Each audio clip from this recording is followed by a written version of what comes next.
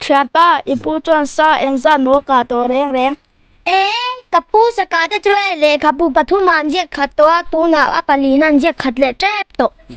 Ani thian pa ipu chuan ngal ching ril kap to reng reng hen. Me ngar chingri sa ju asaka nan berer mi. E avan do thei em sa ming ka phua chop epo apu ina kap vek to nia karing to lo reng reng.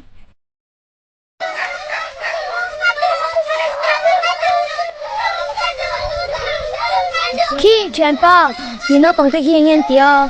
Ka shelo ngen tinu. Thian pa sa luôn ngen ni khi. Ani khi thian pa an vak phong hai tlak om ve han lo sak ta che.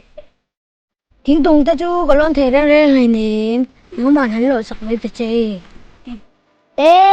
Thian pa kai ai chuan ni thiang hrim hrimang.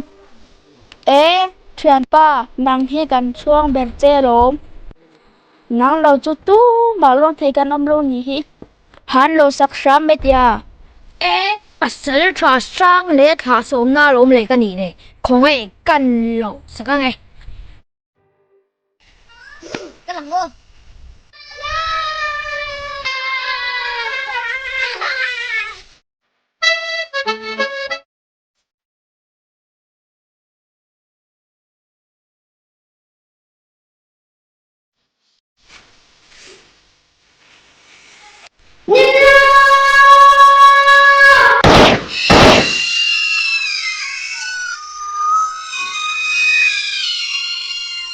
Min puru, ay lo ka babadru, analutu.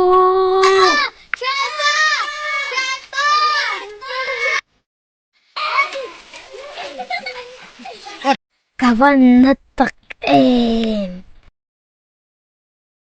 Kavan thier vùng vùng véo. Cậu kiết thệ trong sáng xe ô nhùn lùi. Thian pa na em avazia lo ve o. Asia.